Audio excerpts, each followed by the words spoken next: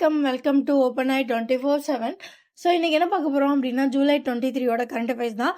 First என்ன அப்படின்னா mission golden spice. So இது எதுக்காண்டி அப்படின்னா மெகாலயாவில் லகடாங் அப்படின்ற இடத்துல விளையிற மஞ்சளை பயங்கரமாக எக்ஸ்போர்ட் பண்ணணும். அது ஒரு ஜிஐ டேக்டு ப்ராடக்ட், ஓகேவா? ஸோ அதை இன்னும் ப்ரீமியராக நிறையா கொண்டு வரணும் அப்படின்றதுக்காண்டி ஸோ இந்த mission golden spice integrated Lakadong turmeric value chain enhancement project.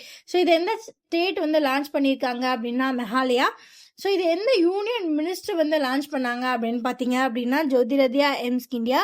So இவங்க எந்த மினிஸ்ட்ரியை பார்த்துக்கிறாங்க அப்படின்னா ministry of development of north eastern region இவங்க பார்த்துக்கிறாங்க. ஸோ இவங்க யார் கூட சேர்ந்து இதை லான்ச் பண்ணாங்க அப்படின்னா மெகாலயாவோட சிஎம் கூட சேர்ந்து. ஸோ மெகாலயாவோட சிஎம் பேர் என்ன?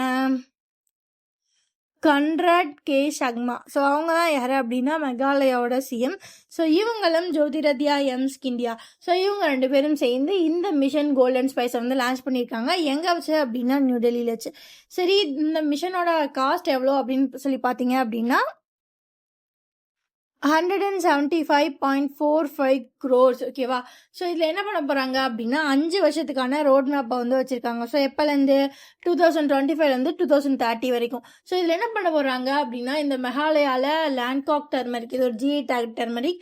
ஸோ இதை பயங்கரமாக இன்னும் ப்ரீமியமாக்கி இதை நிறைய எக்ஸ்போர்ட் பண்ணி இது மூலியமாக ரெவன்யூ கொண்டு வர்றதுக்காண்டி இந்த மிஷன், ஓகேவா? ஸோ இது phase 1 phase 2ன்னு ஒன்று இருக்கும். ஸோ phase 1 வேல்யூ செயின் ஸ்ட்ரென்தனிங்காக இருக்கும். phase 2 எக்ஸ்பான்ஷன் அண்ட் ஸ்கேல் அப்பாக இருக்கும், ஓகேவா? ஓகே. ஸோ இதில் இவ்வளோ க்ரோர் அமௌண்ட் இருக்கு இல்லையா, 175.45 crore. ஸோ இதில் 50% யார் கான்ட்ரிபியூட் பண்ண போகிறாங்க அப்படின்னா மெகாலயாவோட ஸ்டேட் கவர்மெண்ட்டு. ஸோ அதுக்கப்புறம் மினிஸ்ட்ரி ஆஃப் அக்ரிகல்ச்சர் அண்ட் ஃபார்மட் and ministry of development of north east region. So இதில் ஆளுக்கு 50% ஷேர் பண்ணிப்பாங்க, ஓகேவா? ஓகே. ஸோ இதில் எவ்வளோ ஒரு வருஷத்துக்கு இந்த மஞ்சளை விளைவிக்க போகிறாங்க அப்படின்னா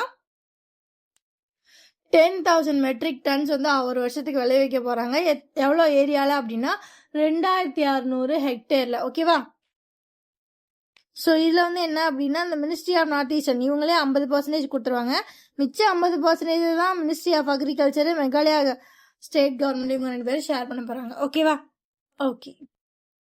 ஸோ அதுக்கப்புறம் என்ன அப்படின்னா ministry of heavy industries.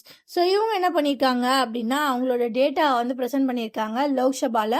So இது என்ன அப்படின்னா எவ்வளோ மேனுஃபேக்சரிங் போயிட்டுருக்கு, எதுக்கு கீழே ப்ராடக்ட் லிங்க்டு ஆட்டோ இன்சென்டிவ் ஸ்கீமுக்கு கீழே எவ்வளோ மேனுஃபேக்சரிங் போயிட்டுருக்கு அப்படின்றத ரேங்க் பண்ணியிருக்காங்க. ஸோ இதில் ஃபர்ஸ்ட் பிளேஸில் யார் இருக்காங்கன்னு பார்த்தீங்க அப்படின்னா மகாராஷ்டிரா இருக்காங்க. ஸோ ப்ரொடக்ஷன் லிங்க்டு ஸ்கீம் இனிஷியேட்டிவ்ல ஃபர்ஸ்ட் பிளேஸ் யார் இருக்காங்க அப்படின்னு பார்த்தீங்க அப்படின்னா மகாராஷ்டிரா. ஸோ இவங்க எத்தனை மேனுஃபேக்சரிங் யூனிட்ஸ் வச்சுருக்காங்க அப்படின்னா 66 மேனுஃபேக்சரிங் யூனிட்ஸ் வச்சுருக்காங்க. ஸோ செகண்ட் பிளேஸில் யார் இருக்காங்க அப்படின்னு பார்த்தீங்க அப்படின்னா தமிழ்நாடு செகண்ட் பிளேஸில் இருக்கு. ஸோ தமிழ்நாடு எத்தனை மேனுஃபேக்சரிங் யூனிட்ஸ்? 38. ஸோ தேர்ட் பிளேஸில் யார் இருக்காங்க அப்படின்னா ஹரியானா. ஸோ ஹரியானா 35 யூனிட்ஸ் வச்சுருக்கு. ஸோ அடுத்து 4th பிளேஸில் கர்நாடகா.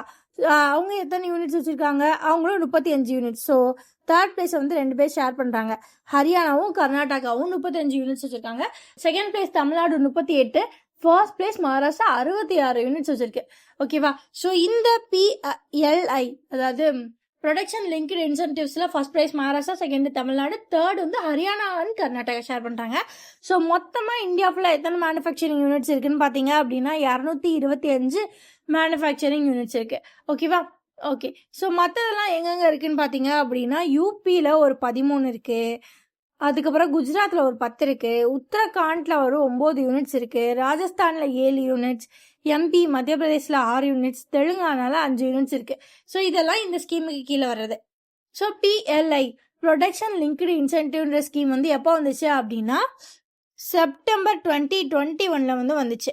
ஸோ இது எதுக்கு அப்படின்னா automobile and auto component industries in India இருக்கு இல்லையா, ஸோ இதுக்கு இந்த ஸ்கீம் அதையும் இதே லிங்க் பண்ணியிருக்காங்க. ஸோ அது என்ன அப்படின்னா அவங்களுக்கு இன்சென்டிவ்ஸ் கொடுப்பாங்க, இது ப்ரொடக்ஷன் பேஸ் பண்ணி. ஸோ இதோட பட்ஜெட் எவ்வளோன்னு பார்த்தீங்க அப்படின்னா இந்த ஸ்கீமோட பட்ஜெட் 25,938 கோடி, ஓகேவா? ஸோ அடுத்து என்ன அப்படின்னா இஸ்ரோவோட ஒரு ஒரு விஎஸ்எஸ்சி, ஸோ இஸ்ரோவோட விக்ரம் சாராபாய் ஸ்பேஸ் சென்டரும், ஸோ அதுக்கப்புறம் யார் அப்படின்னு பார்த்தீங்க அப்படின்னா சிஎஸ்ஐஆரோட இந்தியன் இன்ஸ்டிடியூட் ஆஃப் கெமிக்கல் டெக்னாலஜியும் எம்ஓஐ சைன் பண்ணுறாங்க. ஸோ யார்? இஸ்ரோவோட விக்ரம் சாராபாய் ஸ்பேஸ் சென்டரும், ஸோ அதுக்கப்புறம் CSIR council of scientific research and இண்டஸ்ட்ரீஸோட இந்தியன் இன்ஸ்டிடியூட் ஆஃப் கெமிக்கல் டெக்னாலஜியும் என்ன பண்ணுறாங்க? எம்ஓயோ சைன் பண்ணுறாங்க. சரி, எதுக்கு அப்படின்னு பார்த்தீங்க அப்படின்னா நெக்ஸ்ட் ஜென்ரேஷன் டெக்னாலஜியை வந்து இண்டிவிஜுவல்ஸாக டெவலப் பண்ணுவோம், ஸோ 2 பேரும் சேர்ந்து டெவலப் பண்ணுவோன்றதுக்காண்டி. So at the same time environmentally சஸ்டைனபிளான திங்ஸையும் வந்து நம்ம வந்து பார்க்கணும் அப்படின்றதுக்காண்டி. இவங்க 2 பேரோட மெயின் கொலாபரேஷனே என்ன அப்படின்னு பார்த்தீங்க அப்படின்னா இன்னும் பெட்டரான திங்ஸை வந்து கொண்டு வரணும் அப்படின்றதுக்காண்டி. ஸோ அது இந்த எம்ஓஐ படி என்ன அப்படின்னா fluoro chemical synthesis and process டெவலப்மெண்ட்டில் வந்து இவங்க 2 பேருமே வந்து சேர்ந்து ஒர்க் பண்ணுவாங்க. ஸோ அதுக்கப்புறமா வந்து ஆன்ஹைட்ரஸ் ஹைட்ரஜன் ஃப்ளோரைடை வந்து அடுத்த ஜென்ரேஷனுக்கு இன்னும் எப்படி சேஃபாக வந்து கொண்டு வரலாம் அப்படின்றத, இன்னும் எப்படி பெட்டராக ஹேண்டில் பண்ணலான்றதை பற்றி இவங்க வந்து ரிசர்ச் பண்ணுறாங்க. ஸோ இவங்களோட கொலாபரேஷனுக்கு முக்கிய காரணமே என்ன? அட்வான்ஸ்டான ஸ்பேஸ் அப்ளைன்சஸ் கொண்டு வருது. ஸோ அதுக்கப்புறம் இந்தியா வந்து ஃப்ளூரோ கெமிக்கல்ஸை நிறையா இம்போர்ட் பண்ணுது. ஸோ இந்த இம்போர்ட்டை ரிடியூஸ் பண்ணிட்டு வேறு என்னென்னலாம் பெட்டராக ஹேண்டில் பண்ணலாம், வேறு என்னென்னலாம் பண்ணலாம் அப்படின்றதா இது. ஓகேவா? ஓகே. ஸோ அதுக்கப்புறம் வந்து என்ன அப்படின்னா union minister Ashwini Vaishnaw. So union minister Ashwini Vaishnaw யார்? Ministry of information and broadcasting வந்து பார்த்துக்கிறவர். ஸோ இவர் என்ன பண்ணியிருக்காரு, இவங்க என்ன பண்ணியிருக்காங்க அப்படின்னு பார்த்தீங்க அப்படின்னா ஜெம்ஸ் ஆஃப் இந்தியான்னு ஒரு சேலஞ்சை வந்து இனிஷியேட் பண்ணியிருக்காங்க.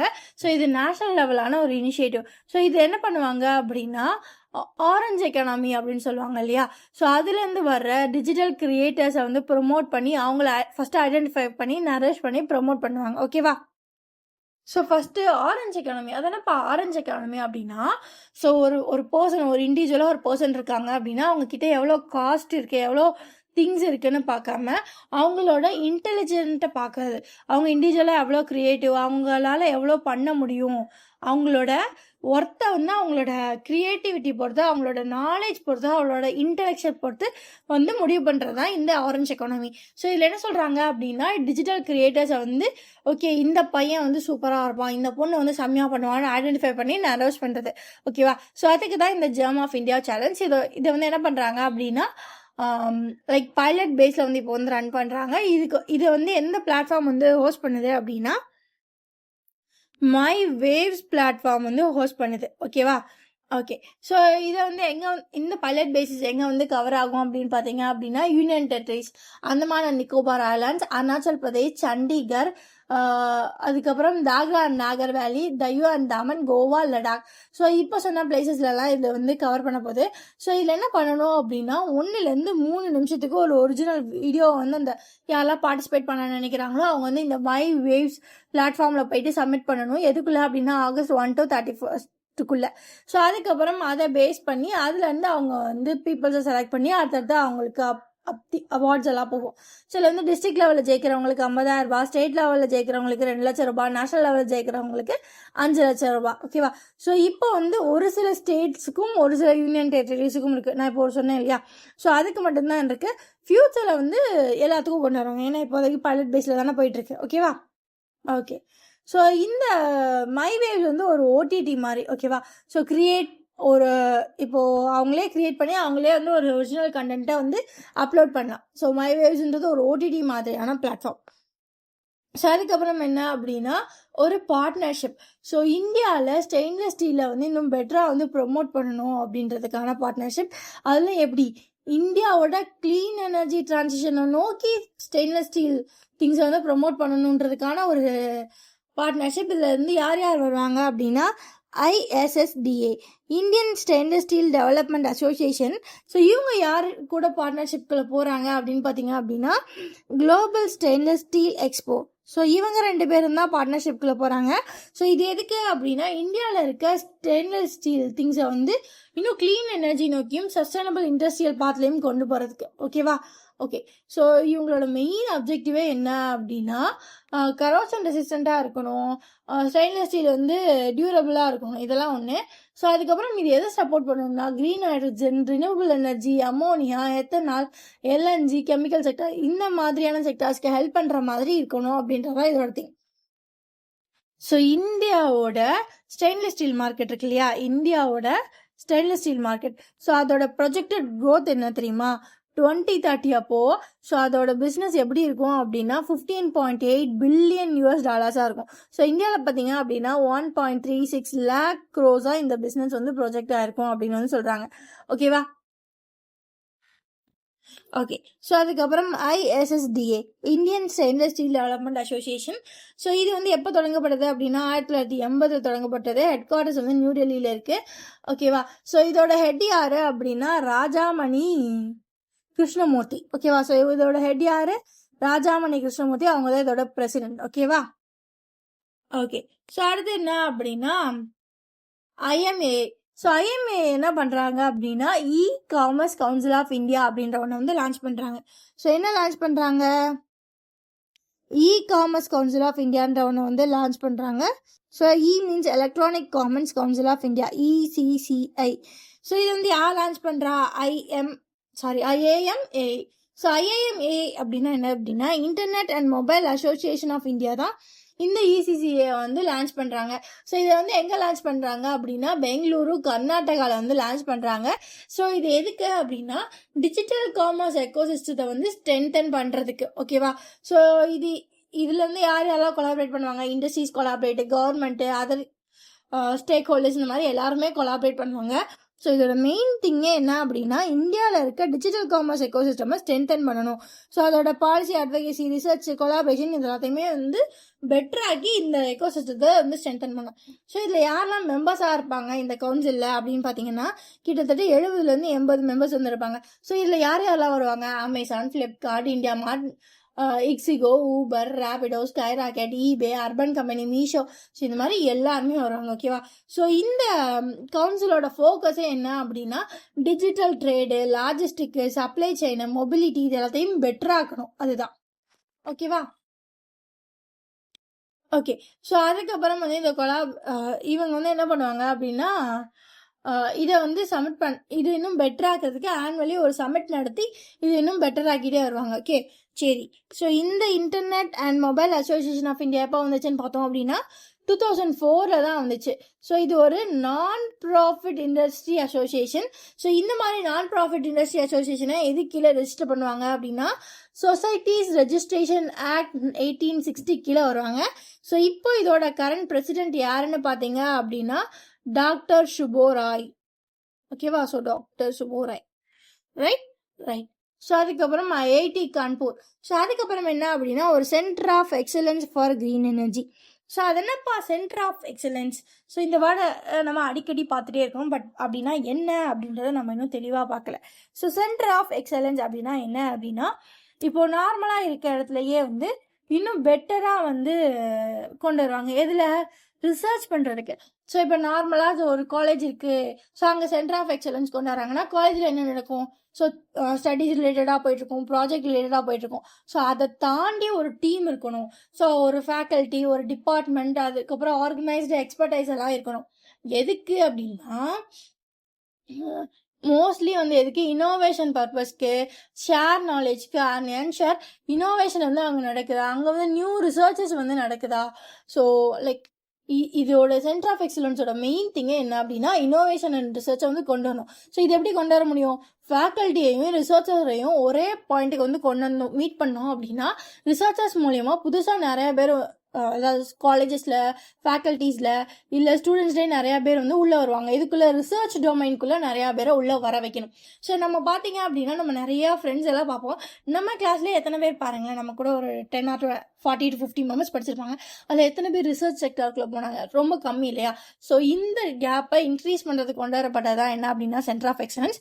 ஸோ இதில் என்ன பண்ணுவாங்க அப்படின்னா ரிசர்ச் பண்ணுற பீப்புளை நியர்பைல கொண்டு வருவாங்க.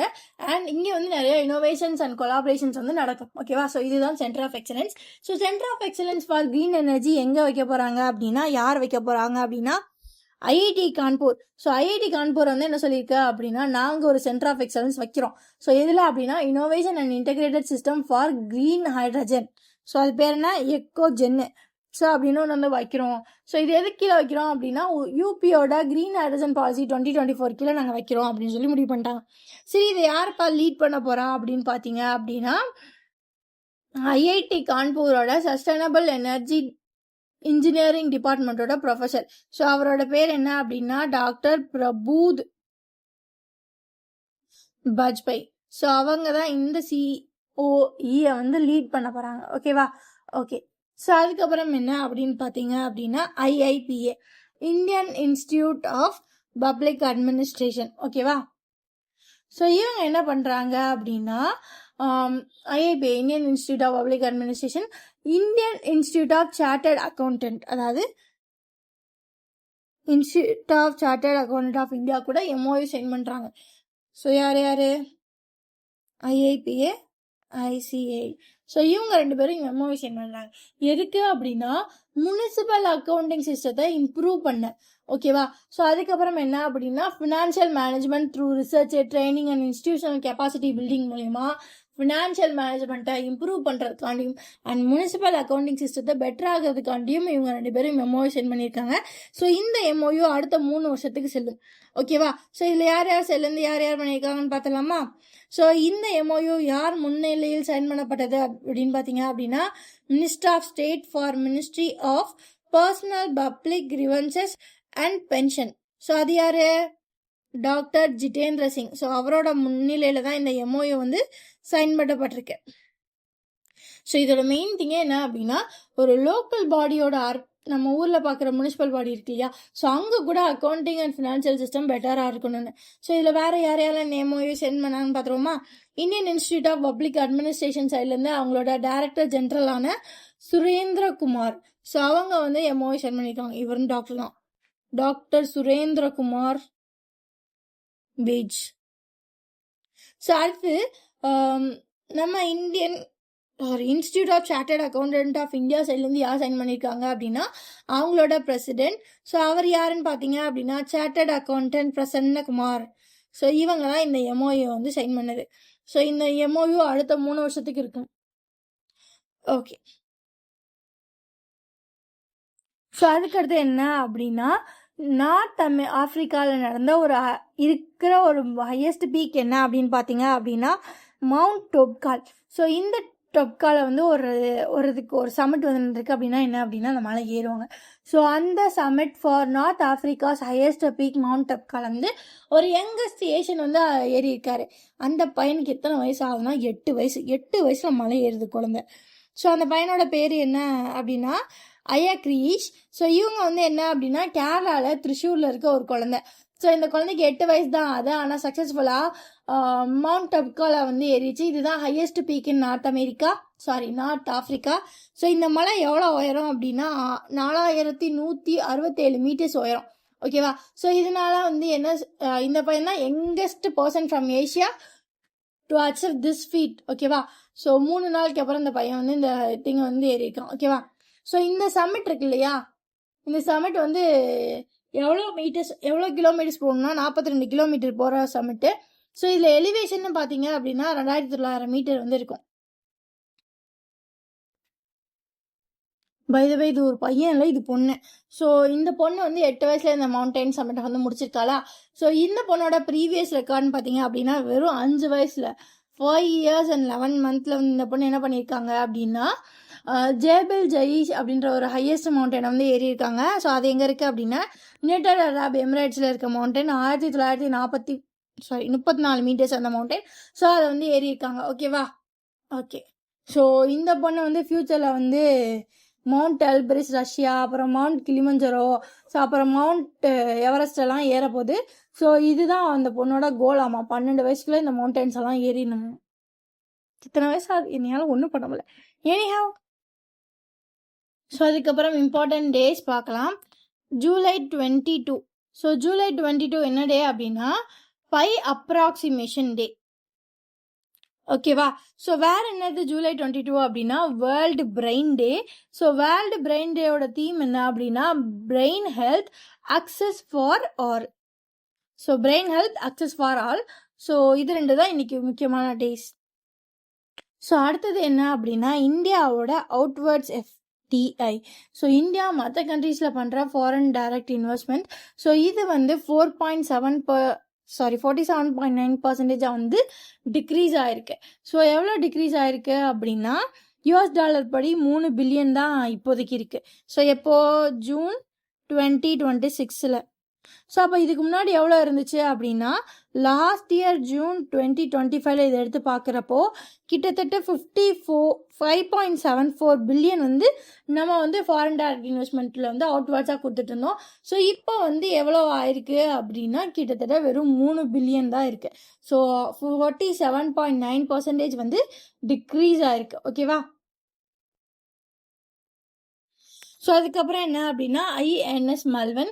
ஸோ இந்த ஷிப்பை வந்து இந்தியன் நேவியை வந்து கமிஷன் பண்ணுறாங்க. இந்தியன் நேவல் ஷிப் மல்வனை கமிஷன் அப்படின்னா என்ன அப்படின்னா செஞ்சு அதை வந்து ஒரு இடத்துல ஷிப் பில்ட் பண்ணுவாங்க இல்லையா. ஸோ அங்கேருந்து எடுத்துகிட்டு வந்து அந்த ஷிப்பை வந்து இந்தியன் நேவி கிட்ட கொடுத்து அவங்க வந்து அவங்களோட ஒர்க்கிங் ஃபோர்ஸ்க்குள்ளே உள்ளே எடுத்துக்கிறது தான் இந்த கமிஷன் அப்படின்னு சொல்லுவாங்க. ஸோ இந்த மாதிரி INS மல்வன் வந்து கொடுக்குறாங்க. இந்த செரமனி வந்து எங்கே நடந்துச்சு அப்படின்னா கர்நாடகாவில் இருக்க நேவல் பேஸ் ஆன கர்வார் அப்படின்றதுல வந்து நடந்திருக்கு. ஓகேவா? ஸோ இதுதான் ஃபர்ஸ்ட் கர்வார் நேவல் பேஸில் நடக்கிற ஒரு கமிஷன். ஸோ இது வரைக்கும் வந்து இந்த மாதிரி இந்த பேஸில் வந்து நடந்ததே இல்லை. ஓகேவா? ஸோ அதுக்கப்புறம் என்ன அப்படின்னா மென்யூரிஸ் அப்படின்ற இடத்துல மென்யூரிஸ் இன்டர்நேஷ்னல் செஸ் சாம்பியன்ஷிப் 2026 வந்து நடந்துச்சு. ஸோ இது வந்து மென்யூரிஸில் வந்து நடந்துச்சு, அதாவது ஃப்ரான்ஸில். ஸோ ஜூலை 11 ஜூலை 18 வரைக்கும் நடந்துச்சு. ஸோ இதில் வந்து யார் கோல்டு, நம்ம கண்ட்ரி வந்து கோல்டு அண்ட் சில்வர் வந்து வின் பண்ணியிருக்காங்க. ஸோ கோல்டு யார் வின் பண்ணியிருக்காங்க அப்படின்னா தமிழ்நாடை சேர்ந்த கிராண்ட் மாஸ்டர் ரோஹித் கிருஷ்ணா தான் வின் பண்ணியிருக்காரு. ஓகேவா? ஓகே. ஸோ அடுத்து வந்து சில்வர் யார் வின் பண்ணாங்க அப்படின்னா கிராண்ட் மாஸ்டர் ராஜா ரித்விக். ஸோ ராஜா ரித்விக் வந்து எந்த ஸ்டேட் அப்படின்னு பார்த்தீங்க அப்படின்னா தெலுங்கானா. ஓகேவா? ஸோ அடுத்து என்ன அப்படின்னு பார்த்தீங்க அப்படின்னா பனிநினன் அப்படின்னு ஒரு இந்தியாவோட ப்ரைவேட் கம்பெனி. ஓகேவா? ஸோ பனியன் இந்தியா பிரைவேட் லிமிடெட்ன்ற ஒரு கம்பெனி. ஸோ இது என்ன பார்த்தீங்க அப்படின்னா ஏரோஸ்பேஸ் ஸ்டார்ட் அப். ஓகேவா? ஸோ இது என்ன பண்ணியிருக்காங்க அப்படின்னா யந்தூர் 4.5 கிலோ நியூட்டன் டர்போஃபேன் இன்ஜின் அப்படின்ற ஒரு ப்ரோக்ராம் வந்து ரன் பண்ண போகிறாங்க. ஓகேவா? ஸோ இது வந்து என்ன அப்படின்னா இந்தியாவோட ஃபர்ஸ்ட் டர்போஃபேன் இன்ஜின். ஸோ இந்தியாவிலே டெவலப் பண்ணப்பட்டது. ஓகேவா? ஸோ அவ்வளோதாங்க சின்ன கரண்ட் அஃபேர்ஸ். இந்த மாதிரி டெய்லி கரண்ட் அஃபேர்ஸ் பார்க்க நம்ம சேனலை வந்து சப்ஸ்கிரைப் பண்ணிக்கோங்க. ஓகேவா கைஸ்? பை. தேங்க்யூ.